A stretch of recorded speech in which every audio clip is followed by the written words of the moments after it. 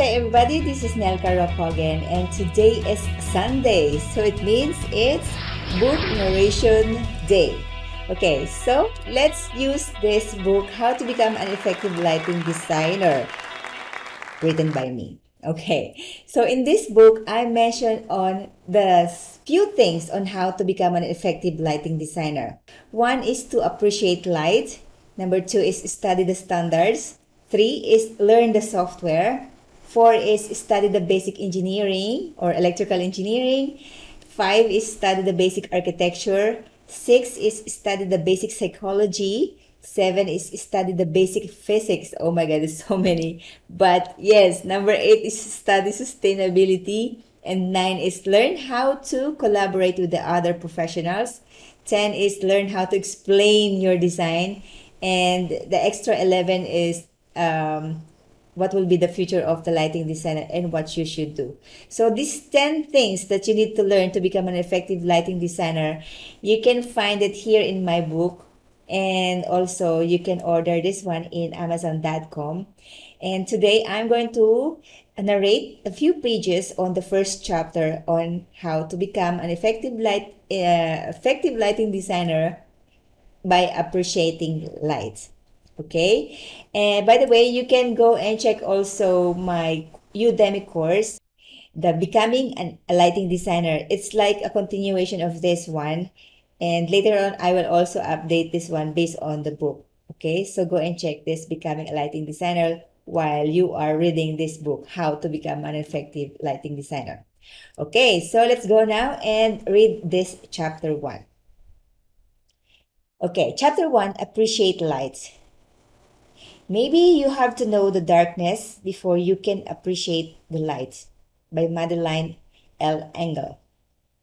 Find beauty not only in the thing itself, but in the pattern of the shadows, the light and dark which that thing provides, by Junichiro Tanizaki. Nothing can beat a person in terms of lighting design who knows how to appreciate and imagine light both in artificial and natural or daylight. Knowing this will give you the edge to succeed in your lighting design career. Lighting design is all about having fun playing with light. If you know how to appreciate the light, how it works, what is the effect, how to play with it, then you are guaranteed to become an effective lighting designer. If you don't appreciate it yet, try the following activities to improve it. 1. Look at your surroundings. Yeah, I will discuss it later. 2. Criticize the existing luminaire. Yes, because sometimes there are still obsolete luminaire that are still using right now. And 3. Feel the effect of light in your emotion. Yeah, okay, let's discuss this one by one. Look at your surroundings. This activity might sound a little crazy, but this will focus your eyes on how the light touches the surface. Look for both light and shadow, the interplay of dark and light, they say. See how the light affects the room or area. Imagine how you will improve it or see what is wrong with it or what is good about it. Try sitting under the tree in the midday. See the streaks of lights on the leaves and observe the shadow it produced on the ground. Use your imagination. Be like a kid. Next is play with the flashlight. Focus it on the painting, on your wall, or any unique object in your room. See how the light creates when you focus and highlight the thing. And last but not the least, a little expensive and impossible though, visit the Louvre Museum in Abu Dhabi.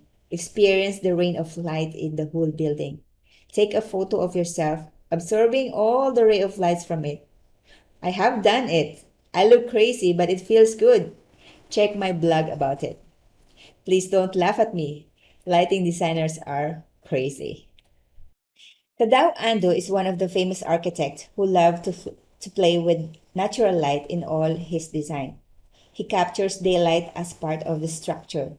I adore him as an architect.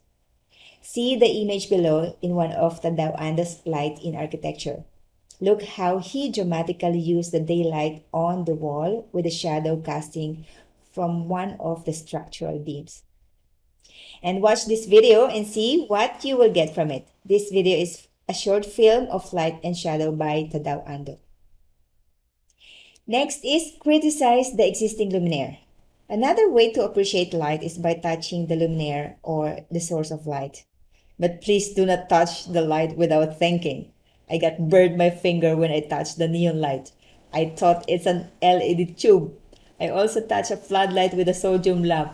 And it's fucking hot. Yes. Here's what you will do. If you are sitting in a restaurant, office, or at your home right now, try looking at the light fittings. How is the luminaire mounted? Is it on the ceiling, on the wall, at the floor? Is it hanging or suspended? Is it surface mounted on the wall? Is it recessed? Or is it on the track light?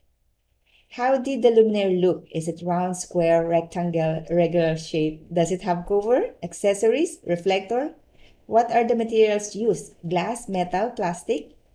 Every time we have a product presentation in the office, we are required to touch and feel and open the luminaire. Maybe that is the reason why I get used to checking the fittings wherever I go. It becomes a habit. Look at me, this is me. You may also want to figure out which lamp they use. Is it LED, metal halide, compact fluorescent lamp, sodium lamp, or fluorescent tube? But of course, right now, these are already obsolete lamps. Yes, most of the time we use LED. Okay? So, can you identify the color of the light? Is it bluish, warm color, yellow color, or just white? Do you think they use color filter or just the RGBW LED lamp? Then look at the effect. Is it spotlighting or washing? Does it cover the whole area or just focus on one object? Is it too bright or too dim? Do you feel the glare? Can you move freely and work appropriately with these lights in the room or area? Yes, this is me observing this pendant light. After these thorough observations, try touching the luminaire. Hold it, rotate it, again, check if it's hot. Weight it using your hands if it's suspended. Knock on it, check it if it's really metal or plastic.